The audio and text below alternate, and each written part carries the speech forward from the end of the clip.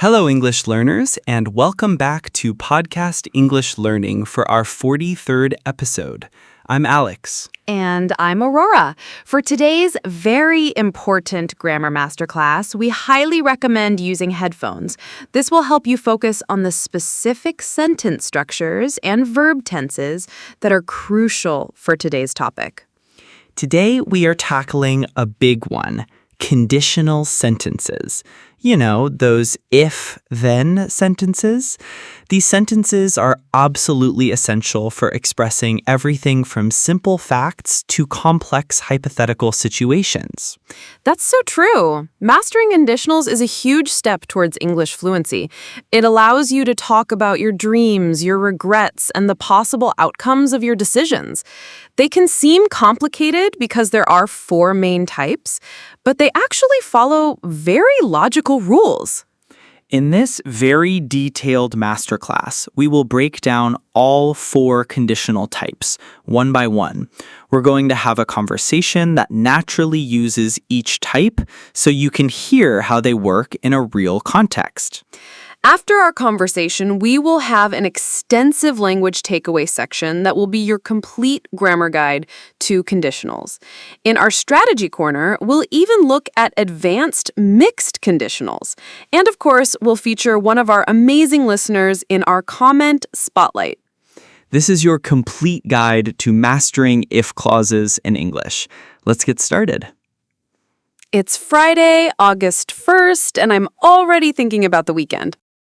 Me too, Alex. Do you have any plans? Not yet. It depends on the weather, really. You know how it is. If it rains, I just stay home and read a book. That's a general truth for me. That's a perfect example of a zero conditional. For me, if the weather is nice this Saturday, I will go for a long bike ride. I'm really hoping for some sun. A bike ride sounds great. Well, the forecast looks good, so I think you'll be fine. That brings me to a fun hypothetical question for you. Ooh, I like hypothetical questions. Go ahead. If you won the lottery tomorrow, what would you do with the money? Wow, that's the dream, isn't it? If I won the lottery, I would buy a beautiful house by the sea, and I would travel the world for a whole year. What about you? I think I would do the same. I'd also start my own charity. It's fun to dream about. It makes me think about the past, though. How so? Well, I was thinking about my university days.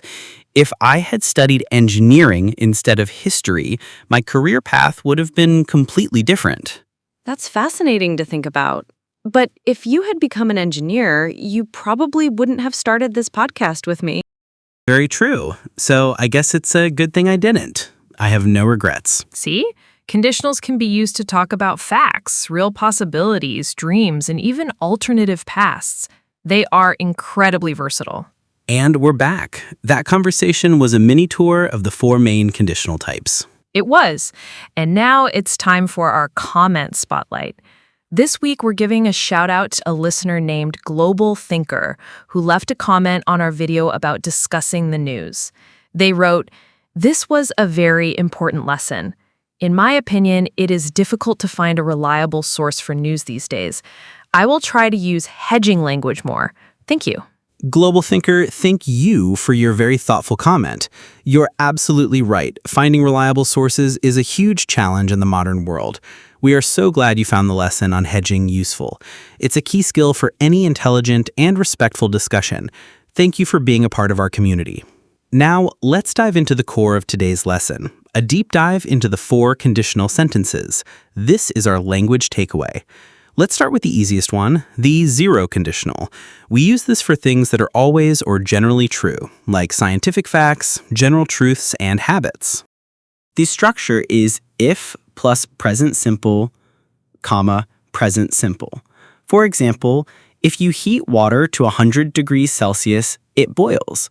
This is a scientific fact. It's always true.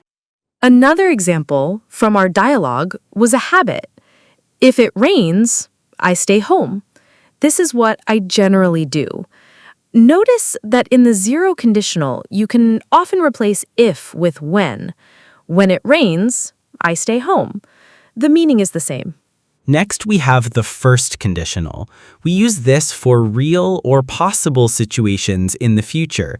It describes a likely outcome for a future action. The structure is if plus present simple, comma, will plus base verb. In our dialogue, I said, if the weather is nice on Saturday, I will go for a bike ride. This is a real possibility. More examples. If you study hard, you will pass the exam. If we don't leave now, we will be late. This conditional is all about real future consequences.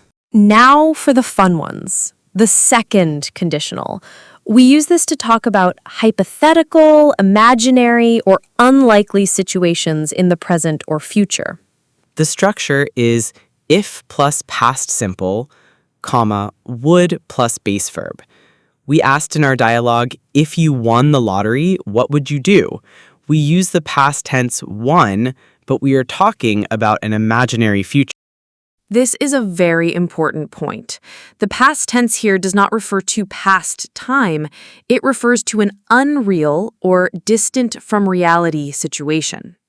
A very important rule here is that with the verb to be, we traditionally use were for all subjects, including I, he, she, and it. For example, if I were you, I would apologize. This is also how we give advice. Finally, we have the third conditional. We use this to talk about imaginary situations in the past. We imagine a different past and the different result it would have had. This is often used to express regrets. The structure is the most complex. If plus past participle, had plus past participle, comma, would have plus past participle. In our dialogue, you said, if I had studied engineering, my career would have been different. You are imagining a different past. More examples, if we had left earlier, we wouldn't have missed the train, a regret. If she had known you were in the hospital, she would have visited you, an imaginary past possibility. Understanding these four structures is a huge step in mastering English grammar. Now let's go even deeper in our strategy corner and look at mixed conditionals. That's right. Advanced speakers often mix the second and third conditionals to talk about more complex hypothetical situations. Let's look at the most common type of mixed conditional. This is where we imagine a different past, third conditional if clause, that has an imaginary result in the present, second conditional main clause. The structure is if plus past perfect, then would plus base verb. Let's look at an example. If I had taken that job in Paris last year, imaginary past, I would be a fluent French speaker now, imaginary present result. That's a perfect example. Another one. If I hadn't spent so much money last month, imaginary past, I would have enough money to go on vacation now, imaginary present result. This is an advanced structure, but it is very common in natural speech, especially when we talk about how our past decisions affect our present reality. Don't worry about mastering it immediately, but start to listen for it in movies and conversations. Now let's build your fluency with some phrases that often accompany conditionals. Welcome back to Fluency Builder. When you are using the first conditional, you can often replace if with other words to change the meaning slightly. For example, you can use unless, which means if not. Unless you study, you will fail the exam. This means if you do not study, you will fail. A bike ride sounds great. Well, the forecast looks good, so I think you'll be fine. That brings me to a fun hypothetical question for you. Ooh, I like hypothetical questions. Go ahead. If you won the lottery tomorrow, what would you do with the money? Wow, that's the dream, isn't it? If I won the lottery, I would buy a beautiful house by the sea, and I would travel the world for a whole year. What about you? I think I would do the same. I'd also start my own charity. It's fun to dream about. It makes me think about the past, though. How so? Well, I was thinking about my university days. If I had studied engineering instead of history, my career path would have been completely different. That's fascinating to think about. But if you had become an engineer, you probably wouldn't have started this podcast with me. That is very true. So I guess it's a good thing I didn't. I have no regrets. See, conditionals can be used to talk about facts, real possibilities, dreams, and even alternative pasts. They're incredibly versatile. And that brings us to the end of our grammar masterclass on conditional sentences. We covered a huge amount of detail today, from the zero conditional for facts to the third conditional for past regrets, and even advanced mixed conditionals. The key takeaway is to understand the function of each conditional. Are you talking about a general truth, a real future possibility, an unreal present dream, or an unreal past regret? Once you identify your purpose, you can choose the correct grammatical structure. Now for your homework. We want you to practice. In the comments section, complete this sentence. If I had a superpower, I would. This is a fun way to practice the second conditional. We can't wait to read about your superpowers. If you found this grammar lesson helpful, please give it a like and be sure to subscribe to Podcast English Learning for more in-depth English lessons. Thank you for joining us today. Until next time, goodbye. Bye, everyone.